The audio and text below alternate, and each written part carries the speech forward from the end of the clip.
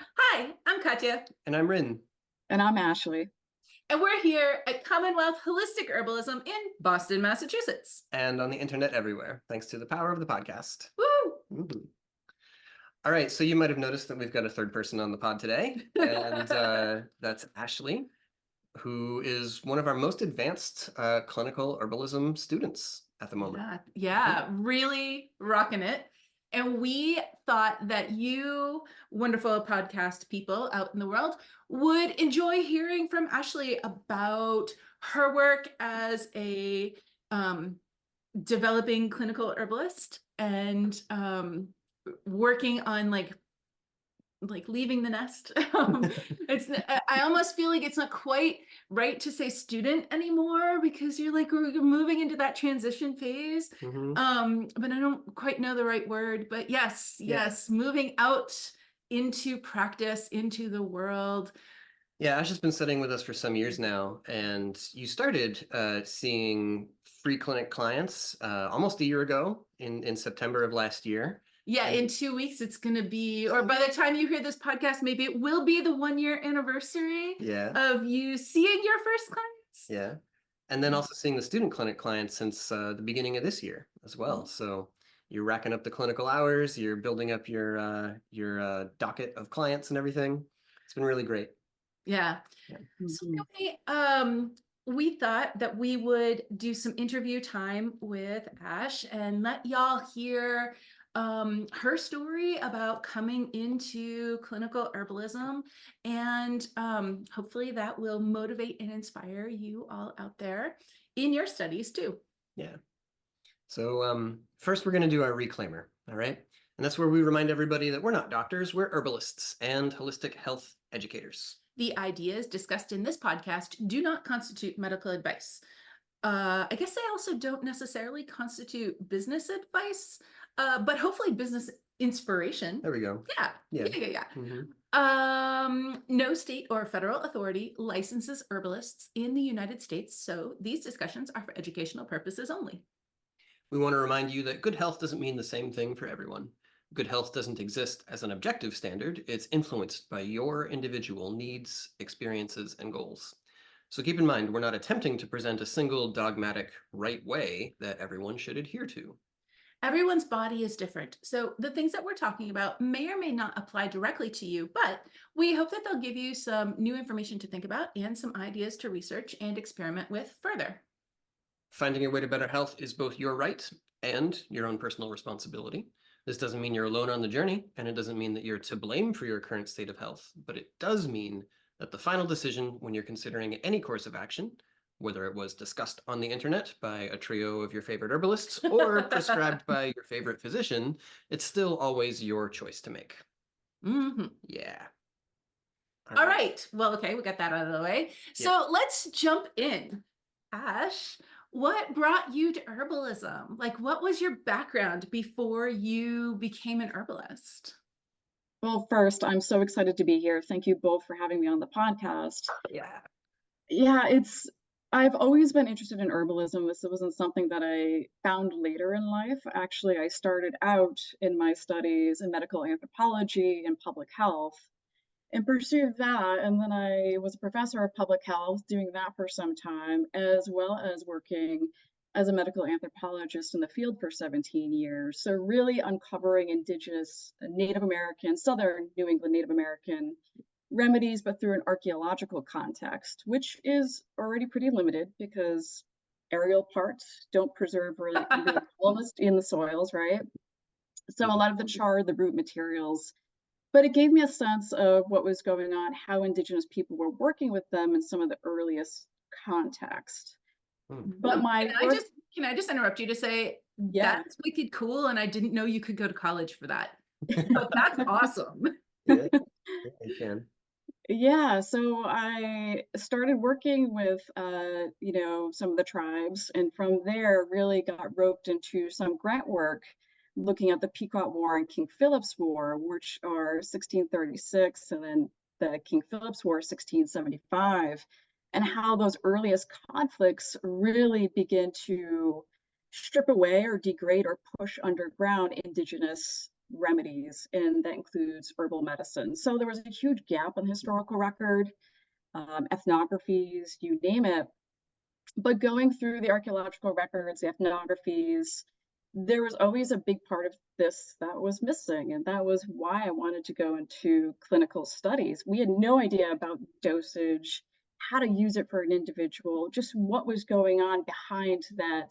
I'll call it a dirt lens. It's just, there was so much that was missing. So that really prompted me forward into public health and beginning to learn the applications of preventative health, and then just really dabbing through with the clinical stuff with both of you. So it's been really exciting, but that's kind of my evolution.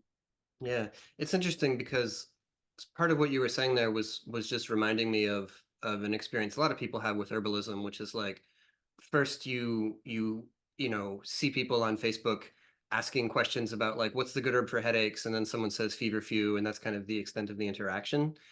And in this case, it was more like, what herbs did people work with? Well, we've got these like preserved burdock roots around, or I guess it wouldn't have been burdock, right? It would have been, I don't know, yellow root or something like that, but or Michela, something like this. But okay, so what does that mean practically speaking? Like, how did they prepare it? What like you said, what kind of doses did they take, or how do you determine who's the best match for it, or that kind of thing? That's hard to find just looking at dirt. It's hard to find just looking at Facebook.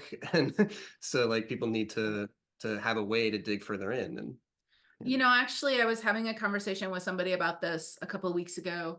And they are a historian, a straight historian, mostly around like women's issues. And with none of the like medical anthropology side of things, just like the actual history.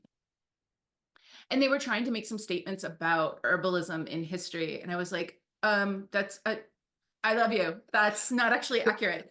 It's not actually possible for that to be accurate. And they were like, no, because I've studied history. I know it's true. I'm like, studying history is critically important. We need that. And also you have to know something about phytochemistry to recognize that like there's a big gap there that you don't have all the things. So we need both sides. We need people to understand the history, but in order to understand the history, you also have to understand the phytochemistry, and it really takes complete training in two different disciplines to be able to get to the full story of like what they used to do, whatever that means, Yeah, Absolutely. kind of a Yeah. frog construct anyway, right? But Yeah.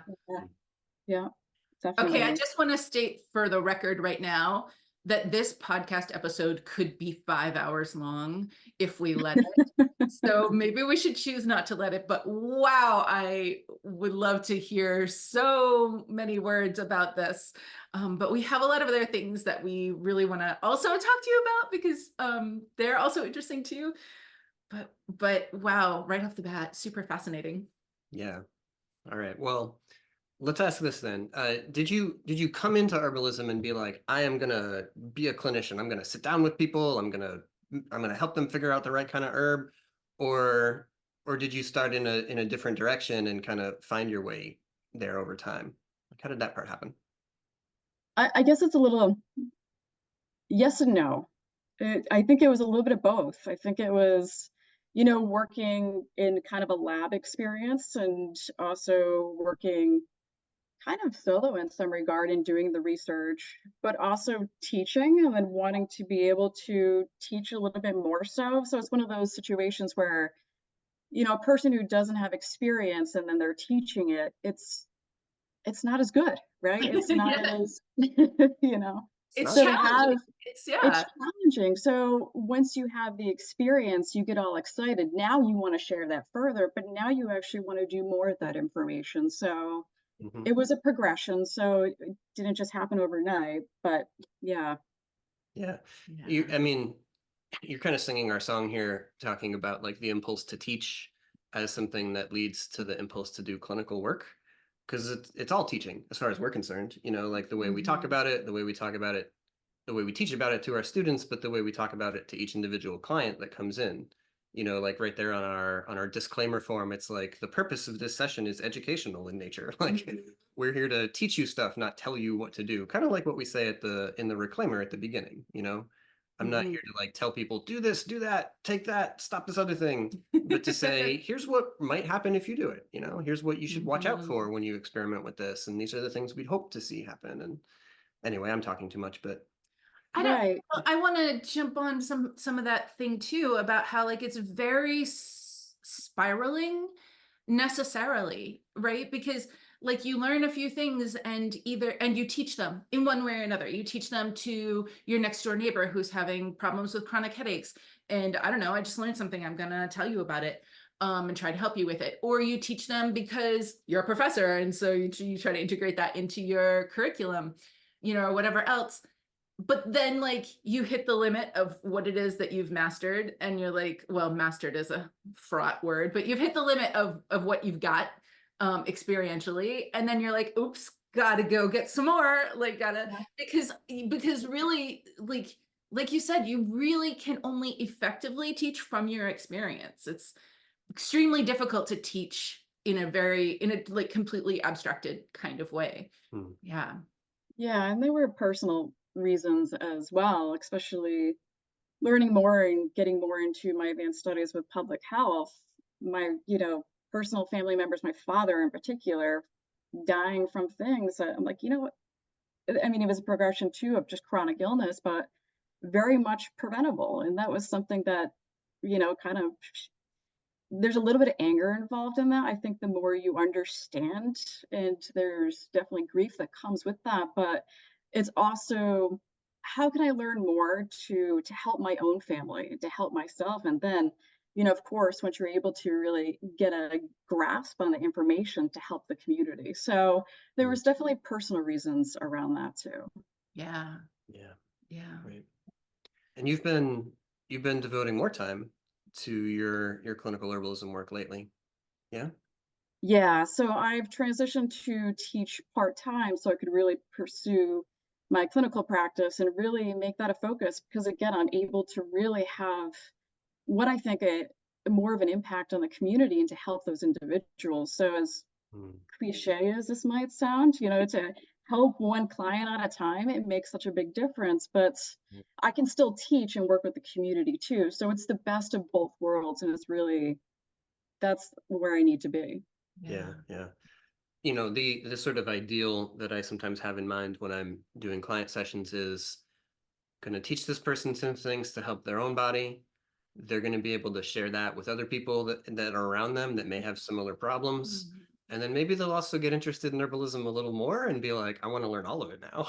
They'll just plant some, herbalist seeds all over the state or all over the world.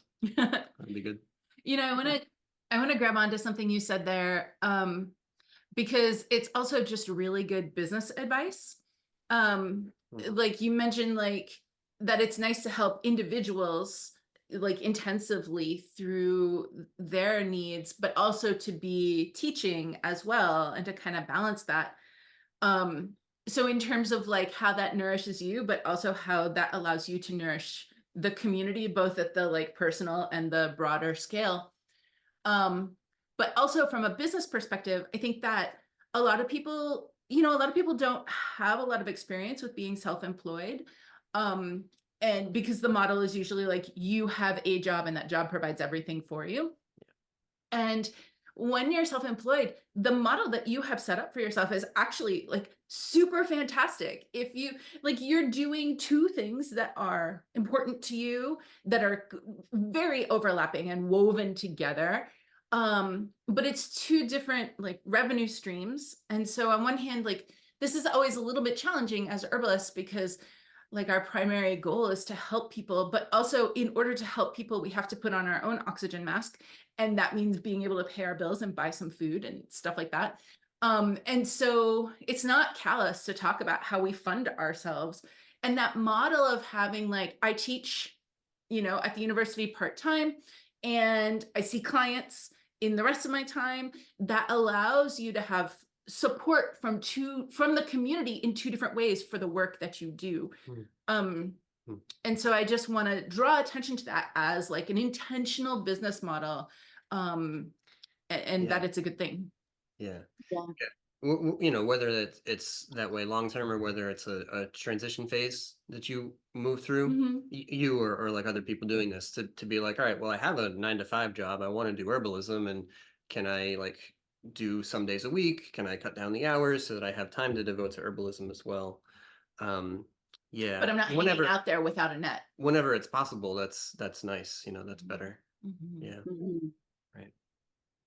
Well, you know, I'm curious, like everybody practices a little bit different. Everybody kind of has one or another focus in the way that they work. Like I'm always excited if people are interested to talk about movement and like exercise and that kind of stuff, because that's been a lot of my interest apart from herbalism in terms of like human health and holistic health and so on. But I wonder for you if there's been anything in particular about your own life experience that's kind of shaped the way that you do your work or the way you look about how you talk to people. Yeah, well, a big reason why I was drawn to the program is because it's holistic. And that's being a medical anthropologist, that's being in public health. It's so holistic to begin with. So that was a big draw for me. But yes, there's personal experiences too. You know, a big driver for public health too was not only family issues, but I had a bout of severe acne when I was an adolescent. And then in adulthood, when you're a public speaker, is just excruciating. And then from there, you know, there's also burnout. I was going to grad school. The commute time was about 3 hours, and I was working 2, sometimes 3 jobs. So it was like, you know what? I wanted this so bad. I'm going to make it work. And that's always been my way of doing it, but burnout was definitely real. So I had to deal with that and the health repercussions. I've had skin cancer, you know, I recently gave birth, so working through that and postpartum and all that stuff has been definitely an experience. Lyme disease, caretaker. So all of these experiences really do inform what I'm interested in studying, but also how I practice as well, coming with that experience, but from a holistic lens. Yeah. Well, you've never had the like new herbalist problem of giving people too many things to accomplish in a single day if they were like a super powered kind of a metahuman, you know, who could like bend time or whatever. Like you've had realistic protocols for people kind of right from the beginning. And I think that's probably based on your experience of like living with chronic illness and, you know, building up yourself to feel better, you know, as you work through that. Yeah, you know, a lot of new herbalists, when they're starting off working with clients, okay, you don't have to be a new herbalist. This is actually, you know, this can continue to be a challenge, but you know, you kind of want to, you can see all the things that would be really helpful for your client. And so you kind of like want to just give them this entire stack, like one of those cartoon stacks of pancakes that's like 10 feet tall. And you're just like, I just want to give you this whole stack of all the things that would help you.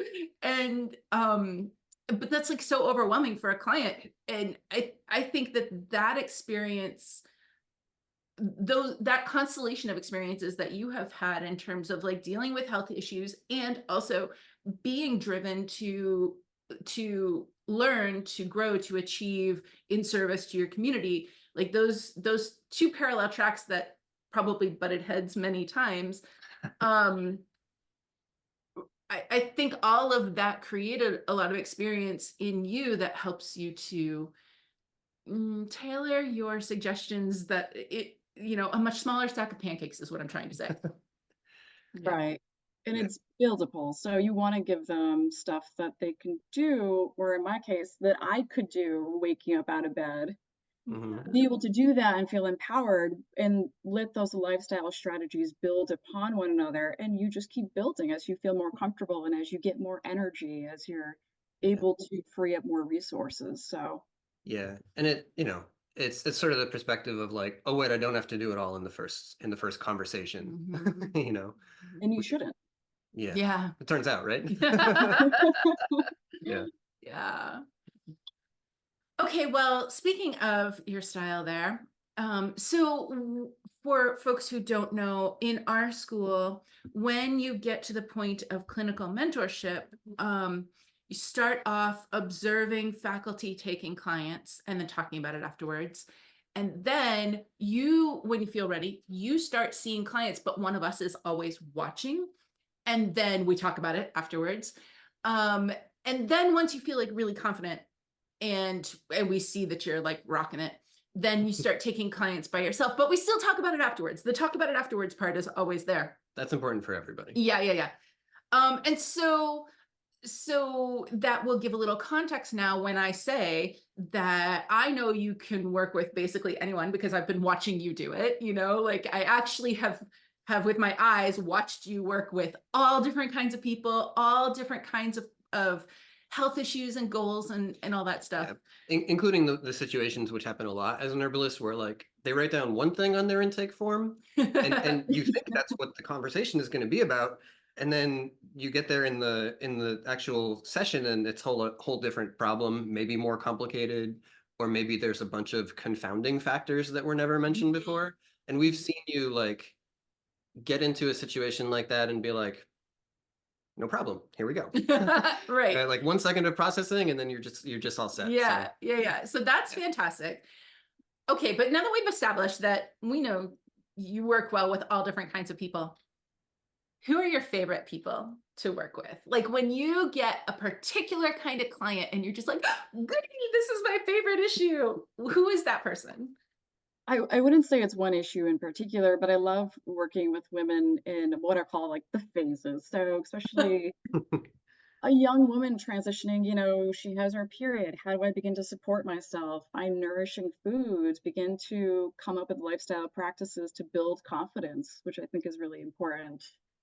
And then, the phases moving on through motherhood. So birth and postpartum, that was such a beautiful experience with, from my personal experience. And just to, again, I'm interweaving my own experience through the people, or not through the people, but, working with them because I have that insight. But birth, postpartum, and then a real reality is menopause coming up. So I want to make sure that I have the information, that it's just going to be another beautiful transition as long as I have the information to.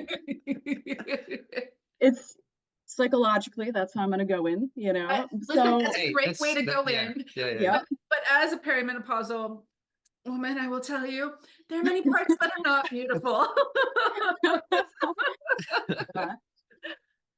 But, that's something that I'm actively doing a lot of research with and, and excited to work with those clients. Yeah.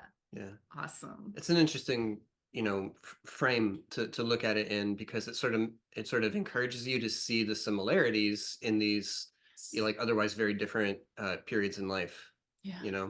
Like how is the woman going through menopause similar to the teenager, I would like to say, but I guess maybe younger than that, having the period for the first time, like what are the connections there, including like what kind of herbs might make sense, for both people. It's just puberty forever when you're basically. Yeah. Intriguing. And I understand that everybody's situation is very, very unique. So part of that too, it's exciting to find the creativity in how other people experience it differently. That's also very, very interesting to me. Yeah. I love that. Like we could just pause this and when I'm editing, we could just pause this and then I could just repeat that sentence because that was really good. So if you're listening to this, you can just back up a little bit and listen to Ash say that again about how everybody's experience of all these things is actually different because your bodies are different. Yeah. Really good stuff. Yeah. Okay.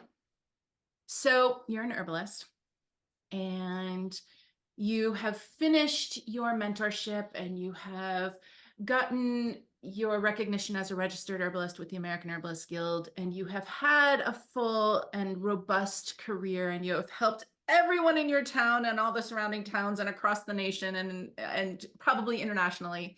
And now you're 70 years old. Maybe you're 80. How do you want people to remember you as a practitioner? What do you want to be your legacy in the herbal community when you're on the other end of the career that you're launching now? Well, the continuation of the launch of the career. I mean, because this is just weaving deeper and deeper into things you've been working on for a long time. Yeah, I would say an educator and, an herbalist, but somebody who really expands what we perceive or what the health toolbox. So I think for a very long time, especially my background in public health, there was just the vaccine or there was just this or, the pop a pill kind of thing where many people don't understand there's many different things. I think, again, lifestyle has definitely become more mainstream within the last 10 years. However, there's still a long way to go. So to let people know that there are multiple different tools that they can call upon, and herbalism being, I think, a really big part of it. And that's still, I live in rural Connecticut, so even when I bring up herbalism here, it's not some people like, you work with cannabis? That's not all I do. All the time, yeah. Yep. And that's really where the conversation kind of stops until I open up those conversation doors. So I really want to spend time and to really educate people that there are options. Yeah. Nice. Yeah, for sure.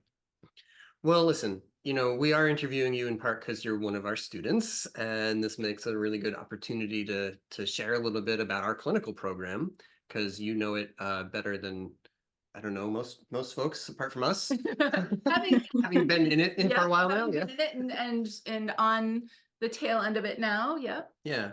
So, because of what you've learned through that and through your work, I wonder if you have any advice to share for other people who are interested in being herbalists, maybe pursuing clinical training or something like that.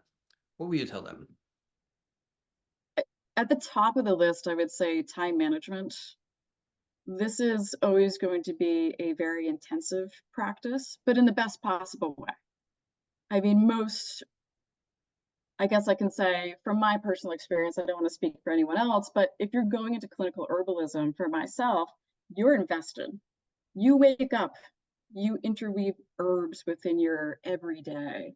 So as you both say, living the protocol, that's part of it, but with time management. So you're really building in time to live the protocol. Yeah. And you're doing your research, and as you do more of the research, as you live more of the protocol, you begin to understand avenues of creativity, which is so beneficial if you're working with clients, because there's likes, there's dislikes, there's other health issues, there's issues of financial accessibility, time accessibility that you have to take in consideration. So until you really start doing this to see what's involved, you're lacking. Yeah. Right. So you mentioned live the protocol. For folks who are not clinical students with us, live the protocol is a bumper sticker motto thing that we use really regularly. And it is like a reminder of an exercise that we encourage everyone to do. And so if you're listening to this, we encourage you to do it too. And that is, whether you are a clinical herbalist or a student, or you're just a person who likes plants and you're trying to help your neighbor or your mom or your whoever, whatever advice you give someone, do it yourself. So if you come up with a tea blend for somebody, make extra so that you can drink it too. That's how you learn that it tastes terrible and that you need to adjust your formulation. Or if you give somebody a whole protocol, like you're starting to work as a clinical herbalist and you're talking to someone and you've come up with a plan and you've got your stack of pancakes that you want to give to them, and each pancake is its own suggestion. Okay, you have now given that to them. You've written it down. You've made it very clear, like all the things, but you do it also for at least a week, but a little longer is even better, because that's when you find out if what you told someone is valid, accessible, actually achievable in the course of the day, yeah. If it tastes good, if it works, I mean, like, okay, the things that you're giving to somebody else, maybe you're helping somebody who has fibromyalgia and you don't have fibromyalgia. So to some extent, you can't necessarily know if it works, like with quoting marks around it. But you can know if it tastes good, if it's reasonable. You wanted them to drink 3 quarts of tea. Can you drink 3 quarts of tea in a day? Just because you can doesn't mean it's easy for somebody else to do, but if you can't do it, then they definitely can't do it. Different, all those different kinds of things, whatever it is. This is how you learn to refine your protocols and to refine your suggestions. And that, oops, I've been telling somebody to do this thing, but actually it costs like $50 a week to do that thing, or like whatever it is. Because there's so many suggestions that are great and helpful. And if we're only thinking about it abstractly, then we don't necessarily know the impact that that's having. So live the protocol. That's what that bumper sticker is. Yeah. Nice. Thanks for calling that back to us. Yeah. Well, okay. And then you've been studying with us for quite a while now, and I wonder, like, what was the best part or your favorite part?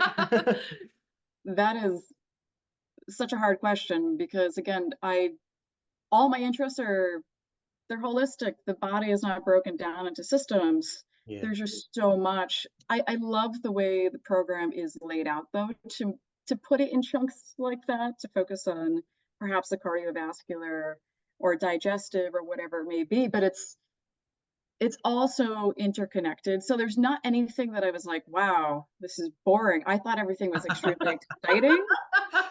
I love the guides. I love the videos. So for anybody who needs the written, it's there. If anybody just likes the video and the visual, it's there.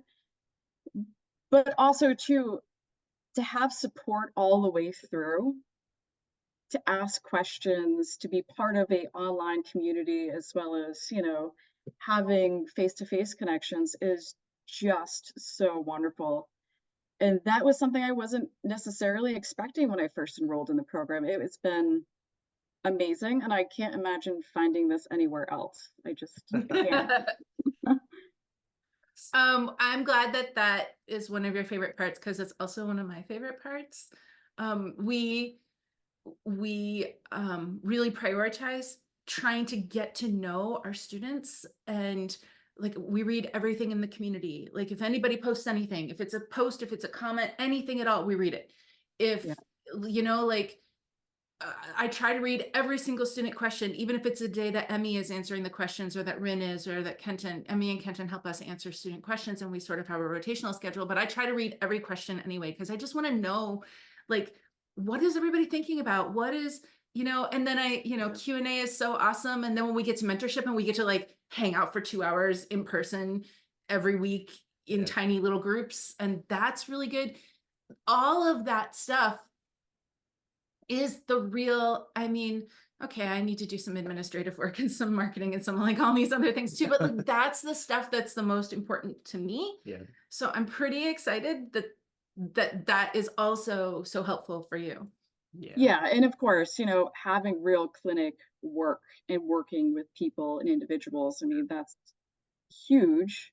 So everything that you both have done has been incredible. Nice. Well, thank you so much. Thank you. That's very kind to say. Okay, and then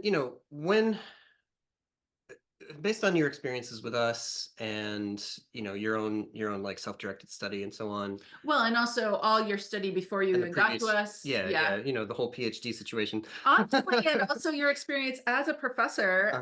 Maybe I don't know, I think I knew you were a professor, but I didn't know it until we were pretty far down the line. Mm-hmm. And not like it's stressful at all to be a professor for a professor, Yeah. But like a lot of people are out there looking for clinical training, or they're like, I want to be an herbalist, I want to do clinical herbalism. And ours isn't the only program out there. It's not even the only good one out there. just to be honest. But I wonder if there's something you would suggest to other folks who are looking for clinical training, like what's important? What might they not think of in that search? Sure. Regional. Much of my background was working with Southern New England plants and indigenous plants. So to have also a program that highlights and gives me more information on how to work with the plants that grow around me was certainly an importance. Hmm. Um, but yeah, I think there was so much too. A big part of this is both of you have decades of experience. It's not like Oh, where I babe. was walking into, an herb program with people regurgitating information. This is very different. This is very science steeped, Hmm. experience steeped. There's a lot going on here, but also too, it isn't the boilerplate model of herbalism. This herb is used for this. That was something that I was trying to avoid. I really want to understand how plants play in the human experience. How does that look like in a clinical, Yeah. clinic, an herbal clinic? And that was something that I was really going for. So if I was choosing herb school and they said this herb was good for this, I could get that from a book. I can't get that anywhere else. So the stuff that I have learned in this program is nothing that I could get from a book. It was real hands-on, Hmm. real world experience. And I think that's key when you're choosing herbalists to work with or to learn from mentorship. Yeah. Well, I totally agree True. with you there. Is there's so much copy pasta out there, like, just like saying the same words over and over again, or saying it because you heard someone else say it. But there are herbalists who are teachers who are teaching from their own personal experience and who don't teach things until they have tried it for however long themselves. And Yeah. I think I agree that to me, that's the most important part in choosing a school is that you are finding herbalists who are teaching specifically from their experience, and preferably like an herbalist that you can have a relationship with and be learning from that experience, and not just like, a big group of, like, you can go to conferences for that, yeah. Yeah. Conferences can be good. Yeah. Yeah. That's real. Nice. Well, that was also some very kind words. Thank you so much. Yeah, thanks. Well, Um, I meant every one of them. ah. But listen, we shouldn't like let you go and end the interview until we've asked, what's your favorite herb? The easiest question for any herbalist to I answer. know. What's your like one singular favorite herb that's best for all problems in the entire universe? Or maybe just the one that jumps to mind today. Burdock is one that definitely jumps to mind. Yeah. Burdock is a root. It's grounding. I tend to live in my head.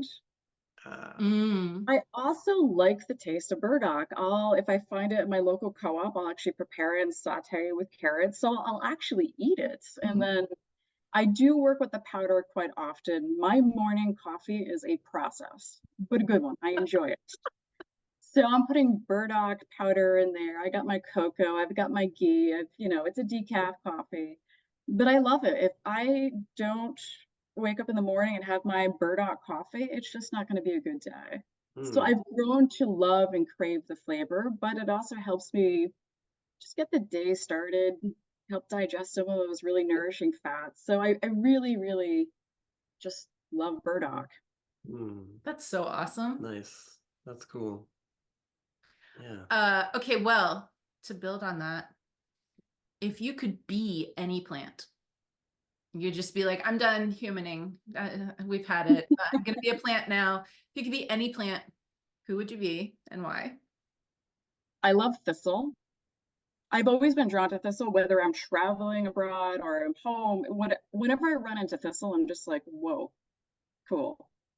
They do It's catch the attention, huh? Yeah. Yeah.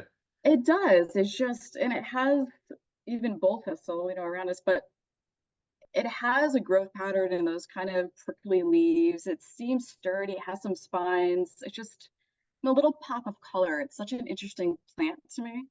Mhm. But also when I start to feel weakness, I tend to really feel it in the liver, and it's always been a great ally for me to have. Mm. So that's what I would go with, I think. Thistle. I love that. Yeah. I love that. Nice. Thistle demands your attentiveness. Yeah. You can't like blunder past a thistle without seeing all of the edges that it may have. Yeah, You can't just Yeah. grab it. that's right. You have to, yeah. So you're obviously more than an herbalist, like you're a professor and you're a mom and you're other things as well. But when you're not doing herbal stuff, what are some other things you enjoy? Like, what's your other favorite thing to do?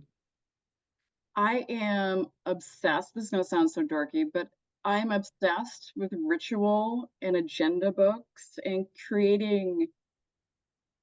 For a long time, I've been go, go, go, work, work, work. I have to remind myself to slow down and begin to pencil in times of enjoying life, enjoying things in general. So agenda books, I'll pencil in time to harvest, time to work with plants, time to just take a nap, you name it. Yeah, Actually, I have a whole bookshelf of just books on, I don't know if you can see this, building rituals. nice. And I'll just pull these out and remind myself to slow down. But agenda books too are just, I've always been fascinated with how successful people spend their time, Mhm. but also too with doing laundry. How do I make that more exciting? Just making the mundane more purposeful, Mhm. instead of just kind of going in and doing day in, day out without really being aware. So Yeah. Mhm. that's a big part of it in reading. So That's cool. I love I that. think it is connected, like a lot of times when, especially for mental and emotional troubles, if I'm gonna suggest somebody to work with a tincture blend, it's not just like, okay, take 2 droppers of this 3 times a day, but my instructions will involve like you're gonna make a little mini ritual for this, right? Mhm. Even if it just means like going into the break room or the bathroom or whatever you need to find a moment to yourself and like breathe in and out for a few minutes or a few breaths if that's all time you've got. Take your dose, remember why you're working with this herb, remember what your like projection of better health is going to look like. A couple yes. more deep breaths and then like, all right, now I go back to the world. And that change in like taking it between that way versus like I grab it, I squirt it, I go back to what I was doing is enormous. It makes a huge impact in how successful those herbs are for people. Mhm. Absolutely. Yeah. Yeah. I also love that, normally when we think about like day planners or agenda books or whatever, it's about how much can you cram into it and optimizing your time and how can you make sure that not a moment is wasted. And by not a moment is wasted, of course, I am referring to productivity, right? Because that is the standard focus of our culture. Mm-hmm. Um, and I imagine with your background that there have been times in your past that you interfaced with day planners in that manner. Sure. And I mean, I also as well. But I love the like act of intentional rebellion of like shifting this tool out of like holding you captive to productivity Mhm. and into making your life more meaningful and creating space for taking care of yourself. Yeah. And I think that is a super radical act that I am going to need to think about Yeah. for myself. Yeah. And it is. It's a big part of once you pencil in that time of enjoyment, you realize, it's okay to take that time because I still have time to do A, B, and C, Yeah. but Mhm. also keeping it simple. So Yeah. it takes that anxiety out of the relaxation part. Yeah. Yeah. That's nice. That's nice. Yeah, it's no fun to be like, okay, now's my break time. I'm anxious about everything that's not happening. Right. Right. Yeah, it's a way to get through Yes. that. That's cool. Yes. You can put your blue vervain right next to the agenda book. Yeah. uh okay, simple question. Tea or tincture? Tea, 100%. Ah, so Yeah. it's easy for you. Yeah. Yeah, I love tea. It's something too, it's part of the mindful experience in building ritual. You can build, for me, it's easier to build a ritual around tea because it's with me. It's a constant reminder. It's always in my hand for the most part. So, and I tend to get dehydrated, so it's a good reminder to stay hydrated. So, Yeah, Nice. that's real. Nice. All right. Well, thinking about the blue vervain next to the day planner, I'm wondering what is your favorite herb because you like it? And what is your favorite herb because you need it? And they may not be the same herb. yeah. I have to go with cilantro. It's another one of it's up there with burdock as far as the plant I need on a daily basis. That's So, awesome. and I know a lot of people don't like it. I think this is either a love or hate situation, but I Really seems to be love that it. way. Yeah. Yeah. But I'll take a handful of fresh cilantro that I get from the grocery store, put it in the blender with coconut cream, matcha, and any other powder. Sometimes it's ashwagandha powder, and really just make a nourishing drink. I have one of those every single day. I crave it. It's Wow. it's I Awesome. just love the taste, and it gets me going. It's just I love the cooling. It just has a refreshing taste to it. So I'd have to go with cilantro there. Mm, That's awesome. nice. Yeah. And then for an herb, because I need it, I would say vanilla. I Vanilla. love that. More of the need for me has been a switch to more like these euphoric herbs to Mhm. remind myself to enjoy more, to slow down, to just enjoy, which it does not come easy to me. So having vanilla has been a big reminder to just enjoy and savor. Mhm. I also have a 16-month-old child, so I'm trying to remind myself to also savor these moments and to spend that time with her, which is, again, for somebody who's always work, work, work, vanilla has been such a great ally just to remind myself to take it easy, to enjoy what's around myself. So Ah, that's beautiful. Well, now I want tacos and ice cream. Overthrown vanilla. Very good. Very good. So you're a public health expert, we're gonna say, and sometimes in public health conversations you hear people say things like, you know what, everybody has high cholesterol in this country. We should just put statins in the water, right? And I'm not on board with that particular intervention, but if we just take that idea of what should we just put in the water, like what could we just give to everybody? What would you suggest? What do you think about herbs there? I would say grocery store herbs. They don't have to be exotic to work, but things that people have easy access to. So dandelion greens are pretty accessible. Cilantro, if you're like me and love cilantro, parsley, basil, and make pesto. Put pesto on everything. Everybody Yeah, wins if they have I'm with more you on this. greens. This is a great idea. Rin does put pesto on everything, literally everything. Yeah, I mean, I Not think like you granola, but most things, and the more greens you get, the better. Mhm. Awesome. I love a good pesto. Yeah. I love it. I love it with nettle. I love it with garlic mustard. Wow. I Yeah. mean, you're pulling the garlic mustard anyway, so might as well eat it. Yeah, When you make pesto, what are your preferred nuts? I'd use walnuts. Ah, okay. Mm, hmm nice. Sometime like 3 or 4 years ago, pine nuts got about 20 times as expensive as they used to be. Mm-hmm. We haven't Yes. had them for a minute because of that. Yeah. I just want to put a plug out there that pesto doesn't have to have cheese in it. Oh yeah. We can't eat dairy, so our pesto doesn't ever have cheese. And yet there is something about pesto that just feels inherently cheesy. And I think it's like the way the nuts and the greens and the oil, like Like the somehow just oily and the all, salty and the yeah, something. Um, yeah, so just for anybody saying, well, that advice won't work for me, it will. You don't have to have cheese in your pesto. Yeah, there's also, if you like it a little bit more on the citrus side, doing a little bit of lemon zest just to freshen it up a little bit. Or Yeah. you could also do the nutritional yeast. hmm Oh yeah, that would give you that cheesy feel too, that flavor. Nice. Yeah. Um, Also, I kind of feel like people think pesto is for fancy.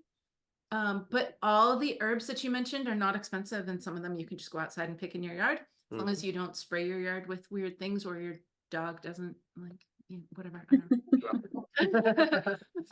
know. And so it doesn't have to be for fancy. You can have pesto anytime. Yeah. Yeah. And we should. Yeah. All right. Well, we know how to reach you. but probably all of our listeners don't. So give us some details. Give us some social media, some websites. Yeah, and before you do, let me just interject here that so Ashley is still in mentorship with us as she's collecting hours towards her application to become a registered herbalist. But you also have your own practice, and people can just schedule right with you. And we still advise on our students' private clients, on their clients that they're working on through the school. Just not anybody, you need some advice, we're here. So just so that people know that they can just book right with you if they want to. How do they do that? So I have a website, HW Apothecary, and the apothecary spent like the French word for apothecary, but if you did HW Apothecary, it would still pop up and direct you to my website. So I have my website. We'll put a link in the show notes so people can click their way there. Yeah. Awesome. Yeah. And then I also let me spell it real quick too, just in case somebody is not in a place where they can click. It's HW and then apothecary, the French way, APOTHICAIRE.com. Thank you. Yeah. And then my social media, same thing. It's HW Apothecary. Nice. For Facebook, on Instagram. I am more active on Instagram though. Yeah. Where did the French influence come from? My background, my heritage. Cool. Yeah. C'est bien. Great. So yeah, people will be able to find you there. They can book some sessions. They can keep you busy because you're totally not busy enough already. I also want to point out that Ash writes a really great newsletter. It's true. We encourage all of our clinical students to be building their newsletters, and one way that we encourage them to do that is they put me on the newsletter mailing list, and then I write back like, there's all these things that I would say to comment on this newsletter. And so when I say that Ashley's newsletter is great, it's because I read her newsletter every time it goes out. So it's great. You should sign up for it. And you can do that at the link in the show notes or at hwapothecary.com. That's what. All right. Any closing thoughts from you? No, this has been a lot of fun. Thank you both again. Yeah, thanks for taking the time to chat with us. And I guess we'll see you again at our next roundtable. Yeah. And at Free Clinic, the first Wednesday in September. Yeah, that's coming right up. Yeah. So for all the folks listening, if you are interested in becoming a clinical herbalist, we need you. The whole country needs you. In fact, actually the whole world needs you. We do have clinical herbal students in almost every continent, We're looking at you, Antarctica. Yeah. I know you've got internet down there these days. Yeah. We could have a student in Antarctica if you're listening. Right. So the thing is that there's too much work for just us and Ashley. There needs to be more of us. We cannot see all the clients that need to see herbalists. So if all of this appeals to you, then check out our clinical herbalist program at commonwealthherbs.com. And all of our online courses. In fact, you can see the whole catalog at online.commonwealthherbs.com. That's it, everybody. Thanks for listening. We'll be back soon with some more Holistic Herbalism podcast for you. Until then, take care of yourselves, take care of each other, drink some tea, and make some pesto. Yes. Thanks again, Ashley. Bye. Bye.